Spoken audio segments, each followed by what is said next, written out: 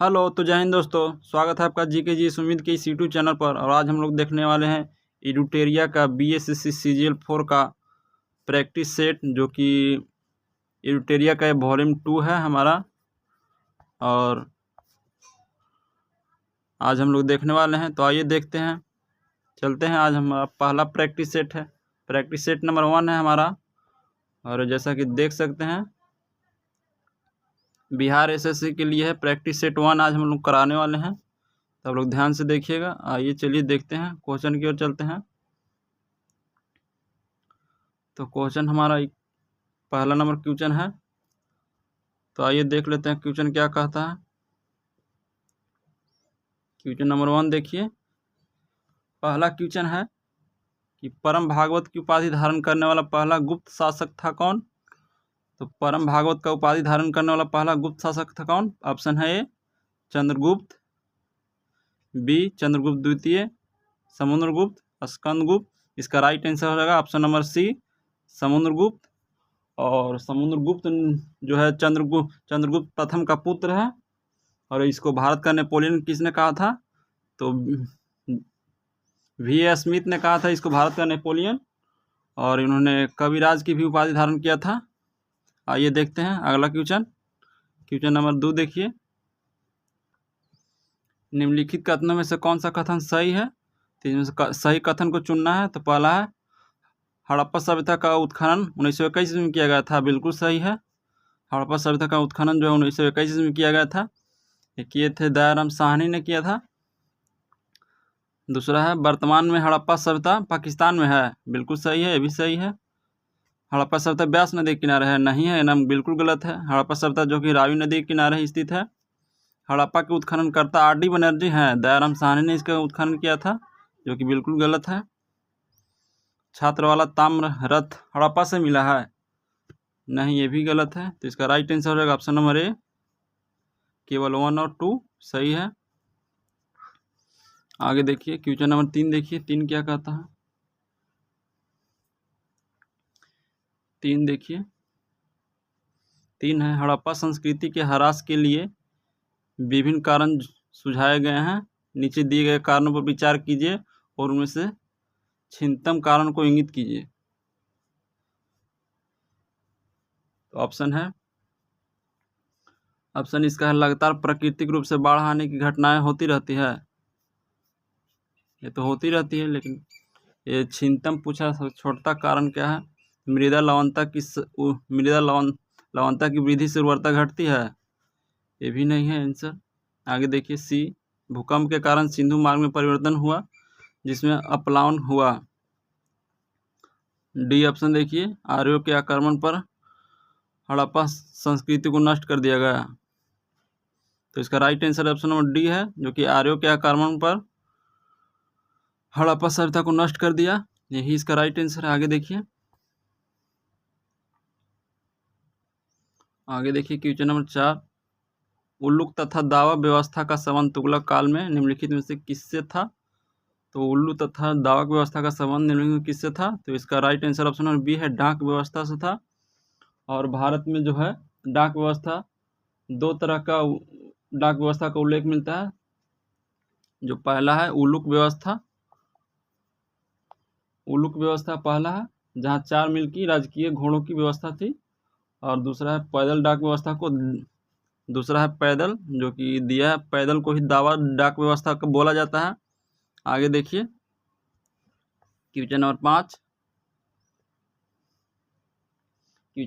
क्या कहता है।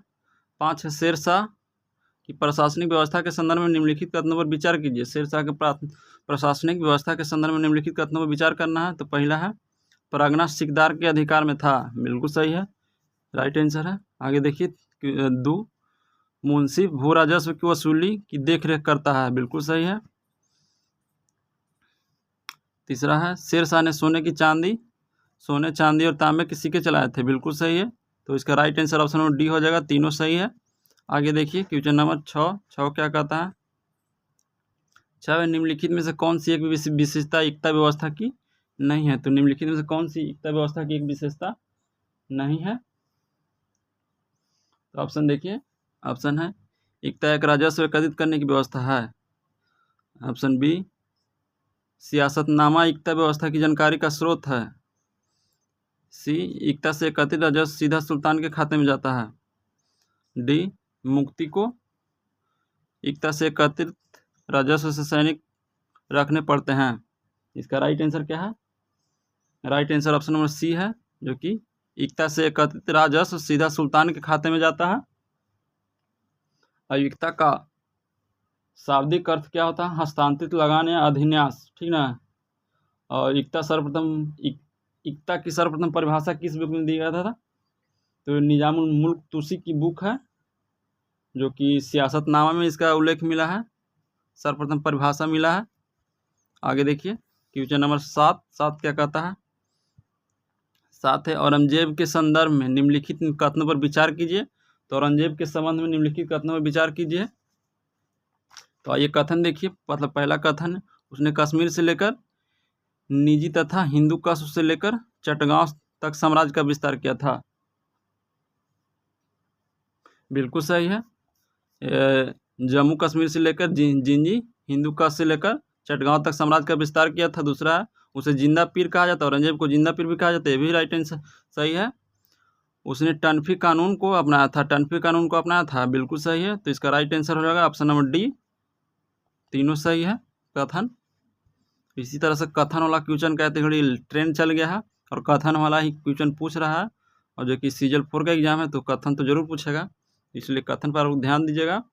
और जितना चाहिए आप लोग बुक का रीडिंग कीजिए, मास्टर को पढ़ाने से कुछ नहीं होगा, क्योंकि मास्टर सभी मास्टर जो है फैक्ट पढ़ा रहे हैं सर, तो फैक्ट से तो कुछ होने वाला ना है। आगे देखिए क्वेश्चन नंबर 8 देखिए। 8 क्या कहता है? डचों के संदर्भ में निम्नलिखित कथनों पर विचार कीजिए। तो डचों के संदर्भ में निम्नलिखित कथन में विचार करना है। तो आइए पहला कथन देखिए।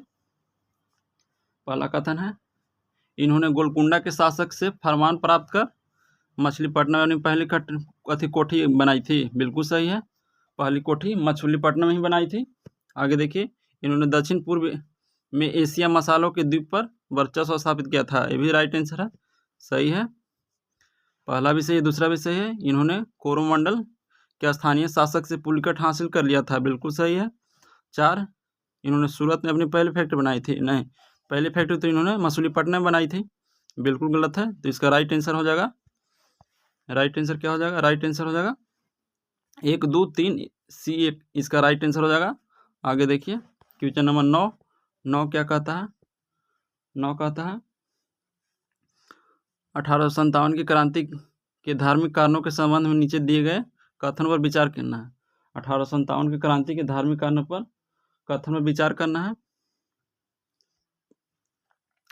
कथन है, ईसाई मिशनरियों द्वारा हिंदू तथा इस्लाम धर्म का तीखा प्रहार करना था। बिल्कुल राइट आंसर है। दूसरा देखिए, मंदिर और मस्जिदों की जमीनों पर कर लगाना ब्रिटिश सरकार द्वारा, ये भी सही है। ब्रिटिश सरकार द्वारा भारतीय समाज सुधारकों की सलाह पर सामाजिक कुरीतियों के विरुद्ध कानून बनाना, ये भी सही है। इसका राइट आंसर हो जाएगा 1, 2, 3 डी इसका राइट आंसर हो जाएगा। आगे देखिए क्वेश्चन नंबर 10 देखिए। 10 क्या कहता है? 10 है, निम्नलिखित में से कौन सी ब्रिटिश नीतियों के कारण भारत के औद्योगिकरण के लिए उत्तरदायी था? तो कौन सा था औद्योगिकरण के लिए उत्तरदायी? पहला है, पहला देखिए कथन, गुमास्ता के माध्यम से ब्रिटिश कंपनी का हस्तक्षेप। बिल्कुल सही है। देसी राजाओं तथा राजघरानों का पतन, ये भी सही है। तीसरा देखिए, तीसरा कथन है, भारतीय व्यापारी के विरुद्ध भेदभावपूर्ण नीतियां, ये भी सही है। तो इसका राइट आंसर हो जाएगा 1, 2, 3 ऑप्शन नंबर सी इसका राइट आंसर हो जाएगा। आगे देखिए क्वेश्चन नंबर 11 देखिए। 11 क्या कहता है? 11, ईश्वर चंद्र विद्यासागर के संबंध में निम्नलिखित कथनों पर विचार कीजिए। जो ईश्वर चंद्र विद्यासागर के संबंध में निम्नलिखित कथन में विचार करना है। तो ये देखिए कथन देखिए, उन्होंने संस्कृत कॉलेज और गौर ब्राह्मण विद्यार्थियों के लिए खोल दिए थे। बिल्कुल सही है। संस्कृत कॉलेज जो खोला था गैर ब्राह्मण व्यक्तियों के लिए भी खोला था। दूसरा है, इन्होंने विधवा पुनर्विवाह का समर्थन किया था, इसके लिए सफल आंदोलन भी चलाया था, ये भी राइट आंसर है। इन्होंने बाल विवाह बहुविवाह का समर्थन किया था, नहीं, जो कि बहुत गलत है। तो इसका राइट आंसर होगा 1 और 2। तो 1 और 2 कौन में है देख लीजिए, ऑप्शन नंबर बी इसका राइट आंसर हो जाएगा। आगे देखिए प्रथम बार संघर्ष के तरीकों के रूप में विदेशी बहिष्कार किसके दौरान अपनाए गए थे? तो विदेशी बहिष्कार किसके दौरान अपनाया गया था? तो ऑप्शन है होम रूल आंदोलन, साइमन कमीशन भारत आगमन, बंगाल विभाजन। इनमें से कोई नहीं, तो इसका राइट आंसर क्या हो जाएगा? राइट आंसर हो जाएगा बंगाल विभाजन के दौरान अपनाया गया था। और बंगाल विभाजन की घोषणा कब हुआ था? 20 जुलाई 1905 ईस्वी को घोषणा हुआ था। 20 जुलाई जो है 1905 ईस्वी को घोषणा हुआ था। और फिर अगस्त 1905 में स्वदेशी आंदोलन की शुरुआत हुआ था। अगस्त 1905 में जो हुआ था स्वदेशी आंदोलन का शुरुआत हुआ था। और बंगाल विभाजन प्रभावी कब हुआ था, यानी लागू कब हुआ था? तो यह 16 अक्टूबर 1905 को लागू हुआ था। आप लोग ध्यान में रखिएगा। आगे देखिए क्वेश्चन नंबर 13, ऑल इंडिया हरिजन संघ की स्थापना 1932 में किसके द्वारा की गई थी? तो ऑल इंडिया हरिजन संघ की स्थापना 1932 में महात्मा गांधी द्वारा किया गया था। और महात्मा गांधी ने ही पहली बार हरिजन शब्द का प्रयोग किया था। और आगे देखिए क्वेश्चन नंबर 14 क्या 14 है? 14 है, भारत में निम्नलिखित में से कौन सी नदी घाटी कोयले के भंडारों से समृद्ध है? तो कौन सी नदी घाटी कोयले के भंडारों से समृद्ध है? तो ऑप्शन है महानदी घाटी, दामोदर घाटी, सोन नदी घाटी, इनमें से सभी। तो इसका राइट आंसर हो जाएगा सभी, डी हो जाएगा राइट आंसर, जो कि महानदी, दामोदर और सोन नदी, जो कि देश का 75% जो है कोयले का उत्पादन इन्हीं तीनों घाटी से होता है। आगे देखिए क्वेश्चन नंबर 15 है, निम्नलिखित कथनों पर विचार कीजिए। निम्नलिखित कथन में विचार करना है। पहला कथन है आंतरिक प्रवास देश के अंदर जनसंख्या के वितरण को प्रभावित नहीं करता है, जो कि बिल्कुल सही है। दो देखिए, ग्रामीण क्षेत्रों में जनसंख्या प्रवास के लिए अपकर्षण कारक जिम्मेदार होते हैं, अपकर्षण कारक जिम्मेदार होते हैं, यह भी बिल्कुल सही है। पहला गलत है। तीसरा देखिए, वर्ष 2011 में नगरीय जनसंख्या प्रतिशत 31.8 था, यह भी सही है। इसका राइट आंसर होगा ऑप्शन नंबर सी, केवल 2 और 3। आगे देखिए, बिहार के किस जिले में अबरख का भंडार है? तो अबरख का भंडार बिहार के किस जिले में है? तो अबरख का भंडार बिहार के किस जिले में है? ऑप्शन नंबर सी इसका राइट आंसर होगा गया जिले में है। और बिहार के नवादा जिले में, जो कि सर्वाधिक अबरख भंडार मिलता है, नवादा जिले में सर्वाधिक अबरख के भंडार मिलता है। आप लोग ध्यान में रखिएगा। आगे देखिए, चंबल नदी पर राणा प्रताप सागर जल विद्युत परियोजना किस राज्य में स्थित है? तो किस राज्य में स्थित है? इसका right answer option number B हो जाएगा, राजस्थान में स्थित है। तो चंबल नदी पर राणा प्रताप सागर जल विद्युत परियोजना है, यह राजस्थान में स्थित है। और राणा प्रताप सागर जल विद्युत परियोजना जो है राजस्थान के चित्तौड़गढ़ जिले के चुलिया जलप्रपात के समीप बनाया गया है। आगे देखिए क्वेश्चन नंबर 18, इसमें कथन वाला क्वेश्चन ज़्यादा है, तो कथन पर आप लोग ध्यान दीजिएगा, क्योंकि कथन वाला ही क्वेश्चन पूछ रहा है। तिगड़ी कम से कम 30 से 35% जो क्वेश्चन आ रहा है कथन निष्कर्ष का ही क्वेश्चन है। तो आगे देखिए 18 नंबर क्वेश्चन की ओर चलते हैं। पृथ्वी की उत्पत्ति के संबंध में निम्नलिखित कथनों पर विचार करना है। तो पहला है, पृथ्वी की उत्पत्ति के संबंध में जर्मन दार्शनिक इमैनुअल कांट ने व्यावय राशि का परिकल्पना को प्रस्तुत किया था। तो व्यावय राशि को परिकल्पना को प्रस्तुत किया था, जो कि बिल्कुल गलत है, इसने नहीं किया था। आगे देखिए, चेम्बरलेन तथा मोल्टन ने पृथ्वी की उत्पत्ति के संबंध में निहार का परिकल्पना को प्रस्तुत किया था, जो कि बिल्कुल सही है। सी बिल्कुल कथन सही है। सर हेरोल्ड जाफरी के अनुसार पृथ्वी की उत्पत्ति ज्वारीय परिकल्पना से हुई है, जो कि बिल्कुल गलत है। आगे देखिए, इसका right answer option number B हो जाएगा, जो कि केवल 2 सही है। आगे देखिए 19 से निम्नलिखित कथनों पर विचार करना है। निम्नलिखित कथन में विचार करना है, केरल, उड़ीसा, पश्चिम बंगाल में लगून और पलाया में धरातलीय जल संसाधन उपलब्ध है। पलाया में जलीय संसाधन उपलब्ध है, जो कि बिल्कुल सही है। केरल, उड़ीसा, पश्चिम बंगाल में लगून, पलाया में धरातलीय जल संसाधन उपलब्ध है। दूसरा है, धरातलीय व भौम जल का सबसे अधिक उपयोग उद्योगों में होता है। सबसे अधिक उपयोग उद्योगों में होता है। नहीं, बिल्कुल गलत है। आगे देखिए, धरातलीय जल के मुख्य स्रोत नदियाँ, झीलें व तालाब है, जो कि बिल्कुल सही है। इसका राइट आंसर 1 और 3 हो जाएगा। आगे देखिए 1 और 3 किस ऑप्शन में है? सी में है। इसका right answer option number C हो जाएगा। आगे देखिए, आगे 20 निम्न में से कौन सी भौगोलिक दशाएं चाय की खेती के लिए अनुकूल है? तो चाय की खेती के लिए कौन सी अनुकूल है? तो पर्वतीय ढाल वाली भूमि जो कि चाहिए चाय की खेती के लिए, अम्लीय मिट्टी भी चाहिए, सुवितरित वर्षा भी चाहिए यानी वर्षा अधिक चाहिए, गर्म एवं आर्द्र जलवायु भी चाहिए। तो इसका राइट आंसर डी हो जाएगा, ऑप्शन नंबर डी, जो कि इनमें सभी हो जाएगा। आगे देखिए, भारत का महान्यायवादी किसके द्वारा नियुक्त किया जाता है? तो भारत के महान्यायवादी को नियुक्त करता है कौन? तो ये भारत के राष्ट्रपति नियुक्त करते हैं। ऑप्शन नंबर बी इसका राइट आंसर हो जाएगा। और यह संसद में सभी अथी में शामिल तो होता है, लेकिन इसको वोट देने का अधिकार नहीं होता है महान्यायवादी का। और महान्यायवादी जो होता है, अटॉर्नी जनरल ऑफ इंडिया जो होता है, इसका आर्टिकल 76 में उल्लेख है। इसकी नियुक्ति जो है राष्ट्रपति करते हैं। आगे देखिए, धन विधेयक पेश किया जाता है केवल लोकसभा में पेश किया जाता है। और धन विधेयक आर्टिकल कितना में? आर्टिकल 110 में है धन विधेयक, आप लोग ध्यान दीजिएगा। और आगे देखिए 23 नंबर क्वेश्चन, भारत का प्रधानमंत्री किसके प्रति जवाबदेह होते हैं? तो किसके प्रति जवाबदेह होते हैं भारत के प्रधानमंत्री? तो भारत के प्रधानमंत्री केवल लोकसभा के प्रति जवाबदेह होते हैं। इसका right answer option number C हो जाएगा। आगे देखिए question number 24,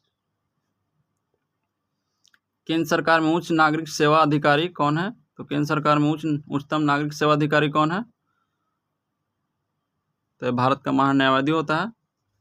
option number A होता है। सॉरी, इसका राइट आंसर क्या हो जाएगा? राइट आंसर हो जाएगा ऑप्शन नंबर बी, जो कि मंत्रिमंडल सचिव होता है। और भारत के महान्यायाधीश का आर्टिकल 76 में उल्लेख है। इसको नियुक्त करता है कौन? राष्ट्रपति नियुक्त करते हैं। और संसद के सभी सदन में शामिल तो हो सकता है, लेकिन इसको वोट देने का अधिकार नहीं है। तो आगे देखते हैं क्वेश्चन नंबर 25, उच्चतम न्यायालय की व्यवस्था के अनुसार निजी भवनों के ऊपर राष्ट्रीय झंडे फहराना के तहत एक नागरिक मौलिक अधिकार है। किसके तहत मौलिक अधिकार है? किस अनुच्छेद के तहत है? तो इस ऑप्शन नंबर इसका 20 का राइट आंसर संविधान के 19 की 1 के अनुसार यह मौलिक अधिकार है। आगे देखिए, और ये एक फैक्ट है, 25 जनवरी 2004 को सुप्रीम कोर्ट द्वारा झंडा फहराना नागरिकों का मौलिक अधिकार घोषित कर दिया गया है। ये आप लोग फैक्ट याद कर लीजिएगा। 25 जनवरी 2004 को। आगे देखिए 26 नंबर क्वेश्चन 26 है, भारत में ब्लॉक स्तर पर बनी पंचायत समिति केवल कुछ होता है? आंसर इसको बताइए। 26 नंबर क्वेश्चन का आंसर बताइए। 26 का आंसर क्या हो जाएगा? ऑप्शन है, एक सलाहकार निकाय, एक सलाहकार समिति, समन्वय और पक्षविषी प्रशासनिक प्राधिकारी। तो इसका राइट आंसर होगा ऑप्शन नंबर डी, प्रशासनिक प्राधिकारी होता है। आगे देखिए 27, किस अनुच्छेद के अनुसार भारत के राष्ट्रपति द्वारा राष्ट्रीय आपातकाल की घोषणा की जाती है? तो राष्ट्रीय आपातकाल की घोषणा अनुच्छेद 352 में किया जाता है। राष्ट्रीय आपातकाल 3 बार लगाया गया है, 1962, 65 और 71 में लगाया गया है। ये आप लोग ध्यान रखिएगा। और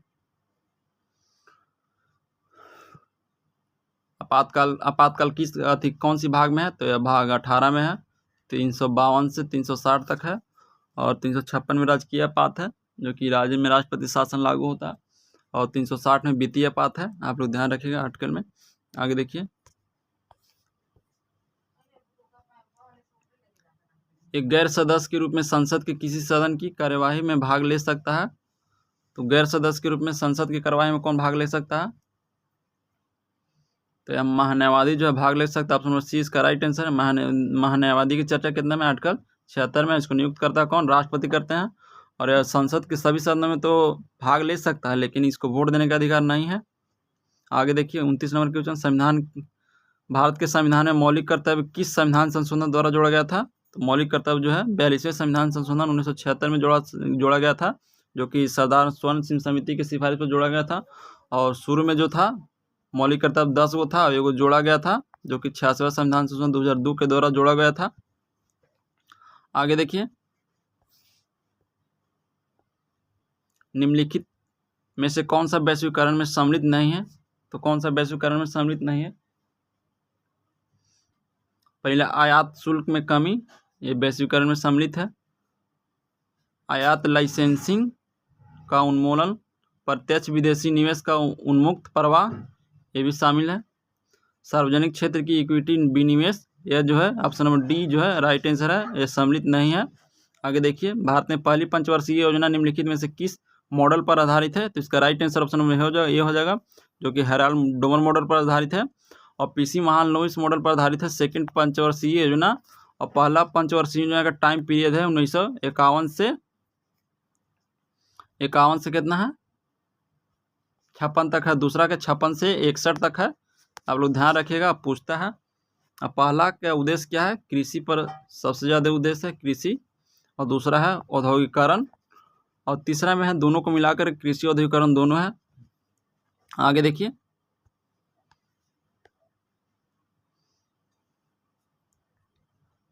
भारत में मूल्य वर्धित कर यानी वैल्यू एडेड टैक्स संग्रह की प्रणाली के संबंध में निम्नलिखित कथनों पर विचार करना है। तो कथन है और इस पर विचार करना है। तो आइए विचार करते हैं। पहला कथन देखिए, यह एक पहला कथन क्या है? यह एक बहुत बिंदु संग्रह कर है। यह बहु बिंदु कर संग्रह है, जो कि सही है। वैल्यू एडेड टैक्स जो है यह एक बहु बिंदु कर संग्रह है, जो कि बिल्कुल राइट है। यह कर पर कर लगाने की अनुमति देता है, कर पर कर लगाने की अनुमति देता है। यह अल्प अवधि के लिए मुद्रास्फीति को बढ़ा रहा है, और इसे गरीब समर्थक पर प्रणाली कहा जाता है, गरीब समर्थक कर प्रणाली कहा जाता है, जो कि बिल्कुल राइट है। तो इसका राइट आंसर हो जाएगा 1 और 4 हो जाएगा। 1 और 4 किस में? ऑप्शन नंबर सी में है। इसका right answer option number C हो जाएगा। आगे देखिए, आगे क्या है? निम्नलिखित में से कौन सी एमएस एक्सेल में वर्कशीट के एकदम दाएं स्थान पर दिखाई देता है? तो कौन सा दिखाई देता है? इसका right answer option number A हो जाएगा, जो कि वर्टिकल स्क्रॉल बार दिखाई देता है। आगे देखिए, एक कंप्यूटर से भी 2-3 क्वेश्चन पूछा जाता है, इसलिए कंप्यूटर से भी क्वेश्चन डाला गया है इसमें। और जो कि विकिपीडिया का प्रैक्टिस सेट बहुत ही इंपॉर्टेंट है, और एग्जाम के पॉइंट ऑफ व्यू से बहुत ही इंपॉर्टेंट है। वॉल्यूम 2 का प्रैक्टिस सेट चल रहा है, तब लोग ध्यान दीजिएगा। आगे देखिए 34 नंबर क्वेश्चन, MS वर्ड में Ctrl+A की दबा रहे होते हैं तो आप क्या करने का प्रयास कर रहे हैं? जो कि Ctrl+A का मतलब क्या होता है? तो इसका राइट आंसर हो जाएगा 34 का राइट आंसर हो जाएगा ऑप्शन नंबर ए, जो कि सभी टेक्स्ट को सेलेक्ट करना है, Ctrl+A का मतलब। आगे देखिए क्वेश्चन नंबर 35 क्या है? निम्नलिखित में से कौन सा तबला वाद्य यंत्र के वादक है? तो तबला वाद्य यंत्र के वादक किसमें है? ऑप्शन नंबर 20 का राइट आंसर होगा जाकिर हुसैन है। और पंडित रविशंकर सितार से संबंधित है। हरिप्रसाद चौरसिया किससे संबंधित है? आप लोग कमेंट बताइएगा। अमजद अली खान। आगे देखिए 36 नंबर क्वेश्चन, पुस्तक मुद्रित करने वाला प्रथम देश ऑप्शन नंबर ए इसका राइट आंसर चीन है। और कागजी मुद्रा जारी करने वाला भी प्रथम देश चीन है, और पुस्तक मुद्रित करने वाला देश चीन है। आप लोग ध्यान दीजिएगा, बहुत ही बढ़िया फैक्ट है, नहीं तो इसको नोट्स पर लिख लीजिए, सेट सॉल्यूशन नोट्स पर, जो कि कागजी मुद्रा जारी करने वाला प्रथम देश कौन है? चीन है। पुस्तक मुद्रित जारी करने वाला प्रथम देश चीन है। आप लोग ध्यान दीजिएगा। और आगे देखिए क्वेश्चन नंबर 37 क्या है? खेल प्रशिक्षणों के क्षेत्र में दिया जाने वाला पुरस्कार निम्नलिखित में से कौन है? खेल प्रशिक्षण के क्षेत्र में कौन सा पुरस्कार दिया जाता है? तो इसका राइट आंसर हो जाएगा द्रोणाचार्य पुरस्कार दिया जाता है, जो कि इसका इनामी राशि जो है 15 लाख है, और बहुत ही इंपॉर्टेंट है। खेल प्रशिक्षण के क्षेत्र में दिया जाता है। और अर्जुन पुरस्कार किस में दिया जाता है? खेल के क्षेत्र में दिया जाता है। इसका भी पुरस्कार राशि 15 लाख है। और राजीव गांधी खेल रत्न पुरस्कार यह खेलों में जो सराहनीय बढ़िया प्रदर्शन करता है उसको दिया जाता है राजीव गांधी खेल रत्न पुरस्कार, जो कि 25 लाख इसका इनामी राशि है। और मेजर ध्यानचंद पुरस्कार यह खेलों के जीवन भर उपलब्धि के लिए दिया जाता है, इसका इनामी राशि 10 लाख है। आप लोग ध्यान दीजिएगा। आगे देखिए 38 है, लाल बहादुर शास्त्री अंतर्राष्ट्रीय हवाई अड्डा कहाँ स्थित है? तो यह वाराणसी में है, लाल बहादुर शास्त्री अंतर्राष्ट्रीय हवाई अड्डा। और जयप्रकाश नारायण अंतर्राष्ट्रीय हवाई अड्डा कहाँ है? तो पटना में है। जयप्रकाश नारायण अंतर्राष्ट्रीय हवाई अड्डा पटना में है। लखनऊ में कौन सी हवाई अड्डा है? लखनऊ में है चौधरी चरण सिंह अंतर्राष्ट्रीय हवाई अड्डा। और कलकत्ता में है नेताजी सुभाष चंद्र बोस हवाई अड्डा। इसको आप लोग ध्यान में रखिएगा और नया तो लिख लीजिए कि पटना में कौन सी है। तो पटना में जयप्रकाश नारायण अंतर्राष्ट्रीय हवाई अड्डा है, चौधरी चरण सिंह। कोलकाता में है नेताजी सुभाष चंद्र बोस, कोलकाता में है। और चौधरी चरण सिंह लखनऊ में है। आगे देखिए क्वेश्चन नंबर 39, समुद्री वातावरण में मुख्य प्राथमिक उत्पाद होते हैं। समुद्री वातावरण में मुख्य प्राथमिक उत्पाद होते हैं कौन सी? प्राथमिक उत्पाद कौन से होता है? तो इसका राइट आंसर होगा डी, फाइटोप्लैंक्टन होता है। आगे देखिए 40, मानसूनी वर्षा की विशेषताओं के संदर्भ में निम्न कथनों पर कौन सा कथन असत्य है? निम्न कथनों पर कौन सा कथन असत्य देखना है इसमें। तो असत्य कौन सी कथन है? आगे देखिए दक्षिण पश्चिम मानसून से प्राप्त होने वाली मौसमी वर्षा है, जो कि बिल्कुल सही है। मानसूनी वर्षा मानसूनी विक्षोभ चक्रवातीय आपदाओं से उत्पन्न होता है, बिल्कुल सही है। भारत में मानसूनी वर्षा का स्थानिक वितरण प्रत्येक स्थान पर एक समान रहता है, जो कि बिल्कुल गलत है। प्रत्येक स्थान पर एक समान नहीं रहता है। मानसूनी वर्षा का ऊंचाव और भू-आकृति नियंत्रित होते हैं, जो कि बिल्कुल सही है। तो इसका राइट आंसर क्या होगा? 1 एक बी, ए बी और डी सही है। तो इसका राइट आंसर पूछ रहा है सत्य कौन सा कथन है? तो ऑप्शन नंबर सी इसका राइट आंसर हो जाएगा। आगे देखिए सी इसमें कौन सा आंसर दिया है? सी इसका राइट आंसर है। आगे देखिए स्वच्छ वायु सर्वेक्षण पुरस्कार 2024 के तहत निम्नलिखित में से कौन सा शहर श्रेणी 1 में पहला स्थान प्राप्त किया गया था? तो कौन सा श्रेणी 1 में पहला स्थान प्राप्त किया गया था? आगे देखिए 41 नंबर क्वेश्चन, 41 कौन सा शहर? इंदौर है, इसमें पहला स्थान पर था। आगे देखिए 42, 5वां राज्यसभा सम्मेलन में निम्नलिखित में किस शहर में आयोजित किया गया था? तो पटना राज्यसभा सम्मेलन कहाँ आयोजित किया गया था? आयोजित किया गया था गांधीनगर में आयोजित किया गया था। ऑप्शन नंबर सी इसका राइट आंसर है। आगे देखिए निम्नलिखित में से किस राज्य सरकार द्वारा मुख्यमंत्री महिला रोजगार योजना शुरुआत किया गया था? तो किस राज्य सरकार द्वारा? बिहार सरकार द्वारा जो महिला मुख्यमंत्री रोजगार योजना शुरू किया गया था। आगे देखिए निम्नलिखित में से कौन सा कथन सत्य है? कौन सा कथन इसमें सत्य देखना है, जो कि 44 नंबर क्वेश्चन है। भारत का पहला 32 बिट प्रोसेसर का नाम विक्रम 3201 कर दिया गया है, जो कि बिल्कुल सही है। विक्रम 3201 को अंतरिक्ष मिशनों के लिए डिजाइन किया गया है, ये भी सही है। अंतरिक्ष मिशन के लिए डिजाइन किया गया है। विक्रम 3201 को इसरो एसीएल ने मिलकर बनाया था, इसरो एसीएल ने मिलकर बनाया था, क्योंकि बिल्कुल सही है। यानी तीनों कथन सही है। तो इसका राइट आंसर होगा 1, 2, 3 यानी सभी हो जाएगा। आगे देखिए 45 नंबर क्वेश्चन देखिए 45 क्या कहता है? 45 है निम्नलिखित में से कौन सी पुस्तक अरुंधति राय द्वारा लिखा गया था? तो कौन सी पुस्तक अरुंधति राय द्वारा लिखा गया था? तो mother Mary come to me, ये जो है अरुंधति राय द्वारा लिखा गया था। डिफरेंट बट नो लेस किसके द्वारा लिखा गया था? तो यह अनुपम खेर द्वारा लिखा गया था। आप लोग ध्यान दीजिएगा, अनुपम खेर द्वारा लिखा गया था। और the Chola tigers avengers of Somnath, ये किसके द्वारा लिखा गया था? यह अमीश त्रिपाठी द्वारा लिखा गया था। आगे भी देखिए बहुत ही बढ़िया क्वेश्चन है, नोट्स पे लिख लीजिए क्वेश्चन को। स्वदेश दर्शन योजना के तहत बिहार में कितने बौद्ध स्थल को विकसित किया गया है? तो कितने बौद्ध स्थल को विकसित किया गया है? जिसका राइट आंसर ऑप्शन ये है 4 बौद्ध स्थल को विकसित किया गया था।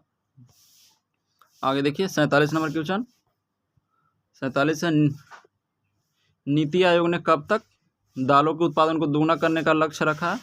तो दालों के उत्पादन को दोगुना करने का लक्ष्य जो है 2047 तक रखा गया था। ऑप्शन नंबर सी इसका राइट आंसर। सभी करंट अफेयर बहुत जरूरी है। करंट अफेयर आपको पढ़िए, नहीं तो हम मंथली करंट अफेयर लाते हैं, आप लोग फॉलो कीजिएगा क्योंकि बहुत ही बढ़िया रहेगा। आगे देखिए 48 नंबर क्वेश्चन, केंद्र सरकार द्वारा निम्नलिखित में से किन उद्योगों के लिए पहली बार कानूनी रूप से बाध्यकारी ग्रीन हाउस गैस उत्सर्जन तीव्रता लक्ष्य नियम 2025 अधिसूचित किए गए थे? तो कब किया गया था?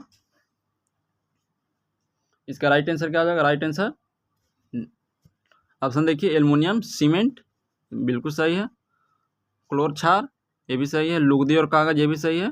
तो कि ये ऑप्शन नंबर डी इसका राइट आंसर, इनमें सभी हो जाएगा। आगे देखिए 49 है, 49 राष्ट्रीय अपराध रिकॉर्ड ब्यूरो यानी NCRB द्वारा जारी आंकड़ों के अनुसार भारत का सबसे सुरक्षित शहर कौन सा है? तो भारत का सबसे सुरक्षित शहर कौन सा है? तो भारत का सबसे सुरक्षित शहर कोलकाता है, NCRB द्वारा जारी है आंकड़े के अनुसार। आगे देखिए 50 नंबर क्वेश्चन, 50 क्या कहता है? 50 है वित्तीय वर्ष 2026-27 के लिए केंद्रीय बजट वित्त मंत्री निर्मला सीतारमण द्वारा किस तिथि को प्रस्तुत किया गया था? 2026-27 के लिए किस तिथि को प्रस्तुत किया गया था? इसका राइट आंसर ऑप्शन बी है, 1 फरवरी 2026 को प्रस्तुत किया गया था। और 2026 1 फरवरी से कब से शुरू हुआ था? तो 2017 से शुरू हुआ, 1 फरवरी को बजट प्रस्तुत किया गया था। और ध्वनि की तीक्ष्णता किसके द्वारा निर्धारित किए जाते हैं? ध्वनि की तीक्ष्णता जो होती है वो किसके द्वारा निर्धारित की जाती है? तो ध्वनि का तरंगदैर्घ्य द्वारा ध्वनि की तीक्ष्णता निर्धारित की जाती है। आगे देखिए बॉल बेयरिंग का उपयोग स्थैतिक घर्षण को निम्नलिखित में से किसमें परिवर्तन करने के लिए किया जाता है? तो बॉल घर्षण का उपयोग किसके परिवर्तन करने के लिए किया जाता है? तो ऑप्शन नंबर इसका ए जो राइट आंसर है, रोलिंग घर्षण के लिए किया जाता है। आगे देखिए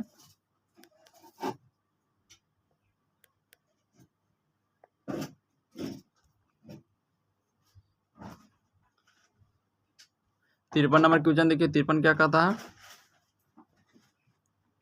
आवर्धक कांच में किस प्रकार का लेंस का प्रयोग किया जाता है? आवर्धक निम्नलिखित में से कौन सा सही सुमेलित नहीं है? तो कौन सा सही सुमेलित नहीं है? आगे देखिए वोल्ट मीटर से विभवांतर मापा जाता है जो कि बिल्कुल सही है। और एमीटर से विद्युत धारा मापा जाता है, पोटेंशियोमीटर से विद्युत वाहक बल मापा जाता है, बिल्कुल सही। गैल्वेनोमीटर से विद्युत प्रतिरोध मापा जाता है। कौन सा सही सुमेलित नहीं है? तो इसका राइट आंसर क्या हो जाएगा? 54 नंबर क्वेश्चन का राइट आंसर ऑप्शन में दीजिए, आप लोग कमेंट कीजिए। जो कि गैल्वेनोमीटर से है विद्युत प्रतिरोध नहीं मापा जाता है, इसका राइट आंसर हो जाएगा ऑप्शन नंबर डी। आगे देखिए 55 विद्युत शक्ति की इकाई क्या है? विद्युत शक्ति का इकाई क्या है? तो विद्युत शक्ति का होता है वाट होता है, एम्पियर होता है, विद्युत धारा का कूलम होता है, आवेश का मात्रक कूलम होता है। आगे देखिए विद्युत धारा की ऐसा मात्रक क्या? विद्युत धारा का ऐसा मात्रक एम्पियर होता है। क्वेश्चन बहुत हल्का कुछ हल्का भी क्वेश्चन रहता है। आगे देखिए आइंस्टीन को नोबेल प्राइज किस कार्य पर मिला था? तो किस कार्य पर मिला था? आइंस्टीन को सापेक्षता का सिद्धांत दिया था।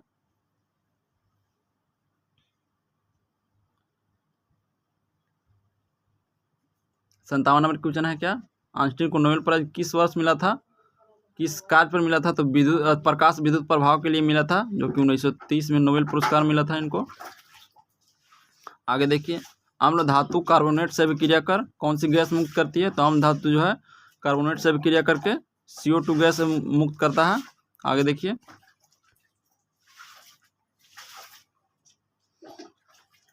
ऑप्शन 59 नंबर क्वेश्चन HOOCOOH कौन सा अम्ल कहा जाता है? तो इसको कहा जाता है ऑक्जेलिक अम्ल, जो कि इसका सूत्र होता है H2C2O4 होता है। इसी को लिख गया है, अलग अलग लिखा गया है। आगे देखिए हीरे और ग्रेफाइट के बारे में निम्नलिखित में से कौन सा कथन सत्य है? तो हीरे और ग्रेफाइट के बारे में कौन सा कथन सत्य है? 60 नंबर क्वेश्चन है उनकी विद्युत चालकता समान होती है, जो कि दोनों की विद्युत चालकता समान नहीं होती, बिल्कुल गलत है। आगे देखिए उनके पास समान क्रिस्टल संरचना है, ये भी गलत है, क्रिस्टल संरचना में समान नहीं होता। उनके पास समान डिग्री की कठोरता है, ये भी सही नहीं। तो इसका राइट आंसर डी हो जाएगा, इनमें से कोई भी सही नहीं है। आगे देखिए उत्कृष्ट धातुओं के संदर्भ में निम्नलिखित वाक्यों पर विचार कीजिए। उत्कृष्ट धातु के संबंध में निम्नलिखित वाक्यों पर विचार करना है। तो आगे ऑप्शन देखिए, उत्कृष्ट धातु प्रकृति में शुद्ध रूप में प्राप्त होती है। उत्कृष्ट धातु जो है प्रकृति में शुद्ध रूप में प्राप्त होती है, जो कि बिल्कुल सही है।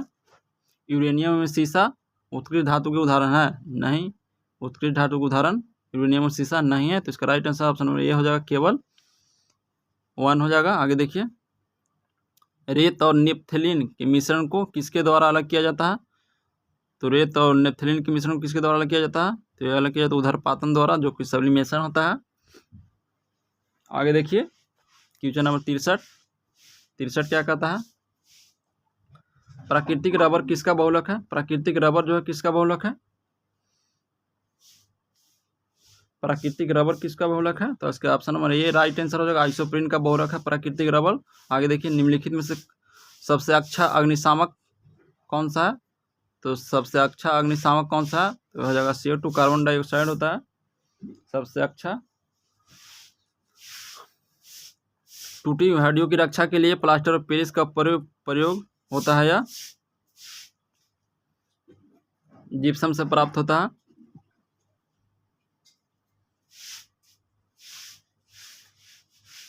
प्लास्टर ऑफ पेरिस को जो है 120 डिग्री पर गर्म करने पर जिप्सम का प्राप्ति होता है। जिप्सम का सूत्र होता है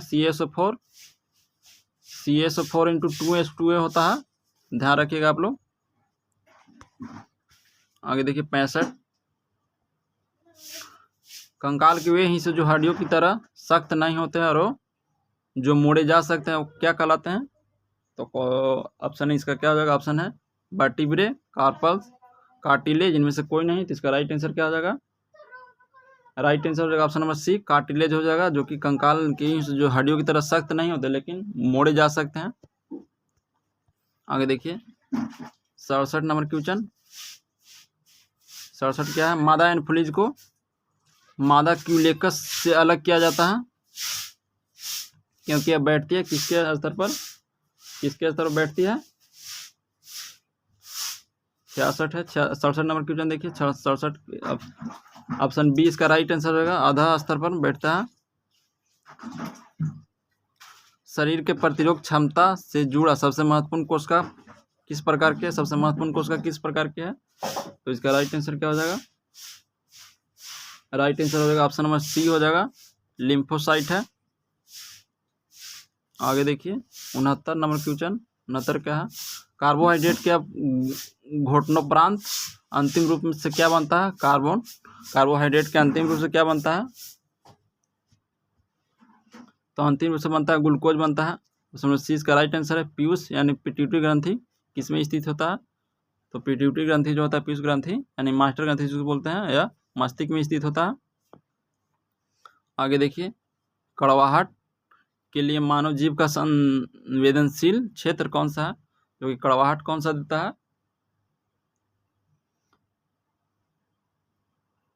कड़वाहट कौन सा देता है? जो पीछे का भाग जो होता है वही कड़वाहट का है, और आगे वाला मीठा स्वाद देता है, और साइड और नमकीन और अथी देता है खट्टा। आगे देखिए 72 नंबर क्वेश्चन। शैवाल और कवक के मिलने से लाइकेन बनता है, जिसे कहते हैं, जिसे क्या कहा जाता है? ऑप्शन नंबर बी म्यूचुअलिज्म बोला जाता है। सौर ऊर्जा एटीपी में बदलती है, किसमें? सौर ऊर्जा जो है एटीपी में बदलता है, क्लोरोप्लास्ट में जो है सौर ऊर्जा एटीपी में बदल जाता है। आगे देखिए, आंत्रज्वर रोग मानव शरीर के किस अंग को प्रभावित करता है? आंत्रज्वर जो है वो किस अंग को प्रभावित करता है? तो ये आंत को ही प्रभावित करता है, आंत्रज्वर जो होता है। आगे देखिए क्वेश्चन नंबर 76 क्या है? निम्नलिखित में से जैविक उर्वरक का सही उदाहरण कौन सा है? जैविक उर्वरक का कौन सा सही उदाहरण है? जैविक उदाहरण कौन सा सही उदाहरण है? तो ऑप्शन है माइकोरिजल फंगी, जो कि ये नाम बिल्कुल सही है। दूसरा है ब्लू ग्रीन शैवाल, ये भी सही है। और बैसिलस थुरिंजियानिस ये नहीं है, तो इसका राइट आंसर केवल बी हो जाएगा। आगे देखिए, आगे है मैथ है। अगर आप लोग इस वीडियो पर 100 कमेंट अगर कर देते हैं तो मैथ का भी अलग से सॉल्यूशन लेकर आएंगे, जो कि मैथ में थोड़ा लॉन्ग वीडियो हो जाएगा। इसमें लॉन्ग करने पर, इसलिए हम खाली इसको आंसर बता देते हैं। तो 76 का आंसर क्या हो जाएगा? 76 का आंसर ऑप्शन नंबर सी हो जाएगा। आगे देखिए 77 का आंसर क्या हो जाएगा? 77 का आंसर ऑप्शन नंबर सी हो जाएगा। हम आंसर इसलिए केवल बता रहे हैं कि इसको अगर सोल्यूशन करेंगे तो बहुत लंबा हो जाएगा वीडियो, जो कि थोड़ा ज़्यादा लचीला हो जाएगा, इसलिए नहीं करवा पा रहे हैं। अगर इस वीडियो पर 100 कमेंट कर देते हैं तो हम अलग से वीडियो लेकर आएंगे, जो कि केवल मैथ और रीजनिंग का ही सोल्यूशन होगा, जो कि 1 घंटे का लमसम वीडियो होगा और उस पर केवल मैथ और रीजनिंग का सोल्यूशन होगा। अलग से बना देंगे वीडियो अगर आप लोग 100 कमेंट कर देते हैं तो, क्योंकि कम से कम मैथ को बनाने के लिए 1 मिनट तो चाहिए और जो कि समझा कर बनाना है। 78 का आंसर देखिए, 78 का आंसर क्या है? 78 का आंसर ऑप्शन नंबर बी है इसका राइट आंसर। आगे देखिए 79 का आंसर क्या है? ऑप्शन नंबर डी है। 80 का आंसर क्या है? 80 का ऑप्शन नंबर बी है। आगे देखिए वीडियो रोक करके आप लोग बना लीजिएगा। 81 का आंसर क्या है? 81 का आंसर ऑप्शन नंबर बी है। 82 का आंसर क्या है? 82 का ऑप्शन नंबर ए है। आगे देखिए 83 का आंसर क्या है? 83 का आंसर ऑप्शन नंबर ए है 20 वर्ष। 84 का आंसर, 84 का भी ऑप्शन नंबर ए है 24 दिन। क्वेश्चन सब हल्का हल्का बन जाएगा, अगर कोशिश कीजिएगा तो भी बन जाएगा।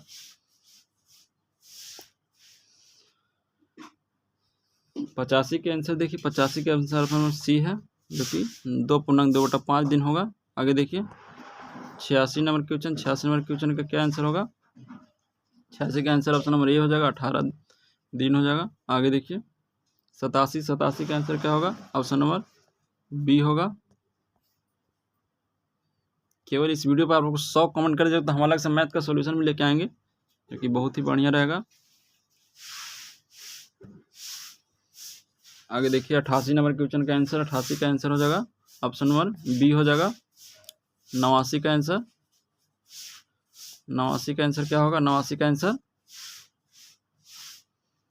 89 का आंसर ऑप्शन नंबर बी हो जाएगा। आगे देखिए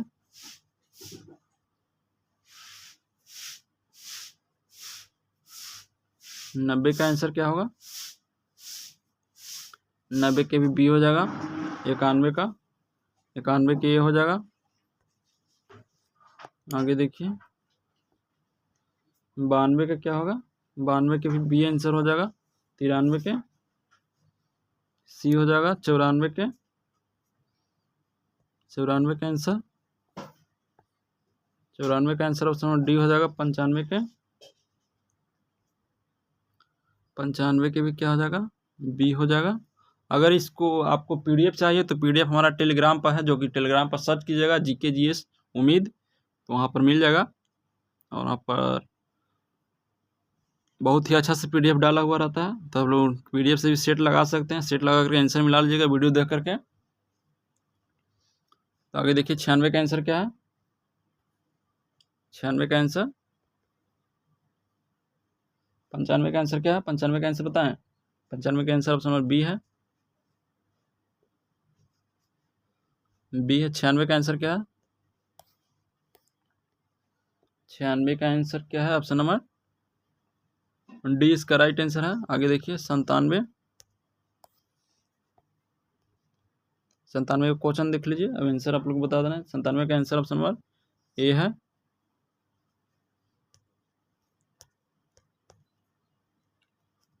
आगे देखिए 98, 98 का क्या है? 98 का है ऑप्शन नंबर बी। 99, 99 का भी क्या है? ऑप्शन नंबर ए है। 100 का क्या है? थोड़ा सा लॉन्ग वीडियो होगा, लेकिन आप लोग 100 कमेंट कर दीजिए, हम वीडियो लेकर के आ जाएंगे अलग से। 1 से 1.25 घंटा का वीडियो रहेगा, जो कि 75 क्वेश्चन का नाम सोल्यूशन फुल रहेगा, जो कि समझा करके किया जाएगा। तो 100 नंबर क्या हो जाएगा? 100 का आंसर हो जाएगा ऑप्शन नंबर बी हो जाएगा। आगे देखिए 3, 101 का क्या हो जाएगा? Option number A.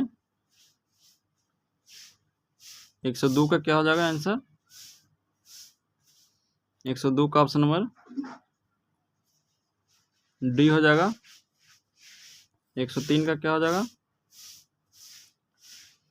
103 का ऑप्शन नंबर सी इसका राइट आंसर हो जाएगा। आगे देखिए 104 का क्या हो जाएगा? 104 का ऑप्शन नंबर बी हो जाएगा। 105 का क्या हो जाएगा? 105 का ऑप्शन नंबर डी इसका राइट आंसर हो जाएगा। आगे देखिए 106 का 106 का क्या हो जाएगा? 106 का ऑप्शन नंबर ए इसका राइट आंसर होगा। अगर कहिएगा आप लोग तो अलग से हम रीजनिंग के टॉपिक वाइज सॉल्यूशन ला सकते हैं, जो कि एक वीडियो में 1 घंटा का वीडियो होगा, फुल टॉपिक समझाया जाएगा और क्वेश्चन के साथ क्वेश्चन प्रैक्टिस के साथ समझाया जाएगा। तो आप लोग खाली कमेंट कीजिए, 100 कमेंट कर दीजिए, हम सब कुछ आप लोग को लेकर आएंगे। आगे देखिए क्वेश्चन नंबर 106 का ऑप्शन नंबर ए हो जाएगा। आगे देखिए 107 का क्या होगा? ऑप्शन नंबर सी इसका राइट आंसर हो जाएगा। आगे देखिए 108 क्या होगा? 108 का देखिए 108 का ऑप्शन नंबर डी हो जाएगा। 109 थोड़ा सा हम लेट से आंसर इसलिए बता रहे हैं कि आप लोग वीडियो रोक करके बना लीजिएगा क्वेश्चन, और बहुत ही बढ़िया सेट है, तो आप लोग लगा करके देखिएगा। इसका PDF डाला रहेगा टेलीग्राम चैनल पर, जो कि हमारा जीके जी सुमित, आप लोग सर्च कीजिएगा तो मिल जाएगा। आगे देखिए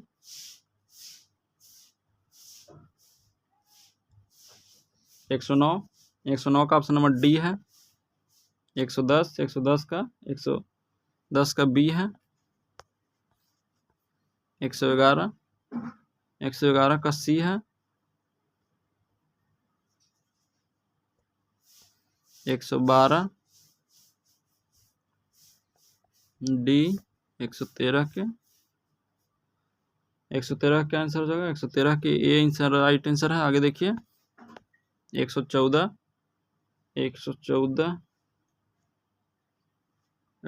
का ऑप्शन नंबर डी। 115 क्या होगा? 115 का सी हो जाएगा। 116 का क्या होगा? ऑप्शन नंबर बी हो जाएगा। 117 क्या होगा? 117 का ऑप्शन नंबर ए हो जाएगा। 118 बी हो जाएगा। 119 के बी हो जाएगा। 120 के बी हो जाएगा।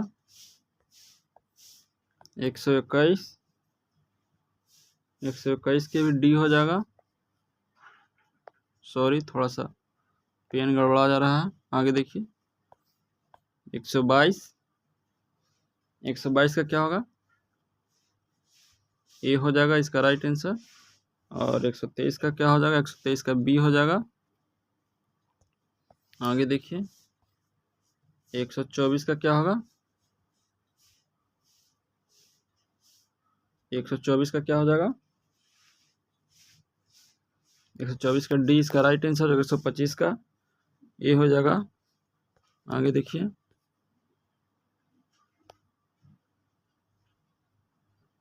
126 का क्या हो जाएगा? ए हो जाएगा। 127 के हो जाएगा डी। 128 का क्या हो जाएगा? 128 के भी डी हो जाएगा। आगे देखिए 129 का क्या होगा? सी हो जाएगा। 130 का क्या होगा? 130 का बी हो जाएगा। 131 का ए हो जाएगा। 132 का ए हो जाएगा। 133 का क्या होगा? 133 का ए हो जाएगा। 134 का क्या होगा? 134 का ए हो जाएगा। 135 का सी हो जाएगा। 136 का 136 का ए हो जाएगा, 137 का डी हो जाएगा, 138 का 138 का डी हो जाएगा, 139 का क्या होगा, 139 का बी हो जाएगा। इसको आप लोग वीडियो रोक करके बनाइएगा ही ना कि केवल ऐसे ही मिला लीजिएगा, ठीक नहीं रहेगा भाई। ये आप लोग के चलते ही हम कर रहे हैं इतना, तो PDF डाल के आंसर डाल देते बस हो जाता, खत्म। 75 क्वेश्चन का ही सोल्यूशन कराना पड़ता। 140 का क्या है, ऑप्शन नंबर बी इसका राइट आंसर है। 141 का क्या है, 141 का सी है, 141 का सी है। 142 का क्या है, 142 का ए है।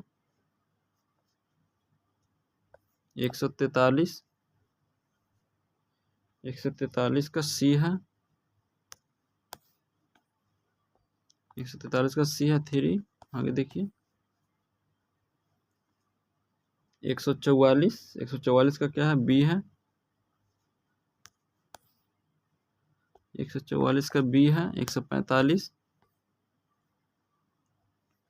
145 का क्या है, 145 का सी है। 146 का क्या है, डी है। 147 का सी है। 148 का ए है। 149 का बी है। 150 क्वेश्चन देख लीजिए, इसके बाद ऑप्शन देख लीजिए। वीडियो रोक करके इसको हल कीजिएगा, और जितना ही हल कीजिए, जितना प्रैक्टिस कीजिए परफेक्ट माइंड, तो जितना प्रैक्टिस किया उतना ही परफेक्ट होइएगा। इसलिए आप लोग कहीं प्रैक्टिस के लिए हम ला रहे हैं, तो इसका right answer option number C हो जाएगा। आगे देखिए, अगर वीडियो अच्छा लगे तो लाइक चैनल सब्सक्राइब कर दीजिएगा, और अगर आपको मैथ का भी सॉल्यूशन, मैथ रीजनिंग का भी सॉल्यूशन चाहिए तो अलग से हम वीडियो बना देंगे, क्योंकि आप लोग इस वीडियो पर 100 कमेंट पूरा कर दीजिए, बिल्कुल आप लोग की वीडियो आएगा। और ये सब कुछ, अगर इस चैनल से आप जुड़ जाते हैं तो आपको कोई सेट भी नहीं लेना पड़ेगा, प्रत्येक सेट का सॉल्यूशन कराया जाएगा, और भी अच्छी तरीके से क्या कराया जाएगा, आप लोग ध्यान रखिएगा। तो चलते हैं नेक्स्ट वीडियो में मिलते हैं। जय हिंद, जय भारत, जय मां सरस्वती।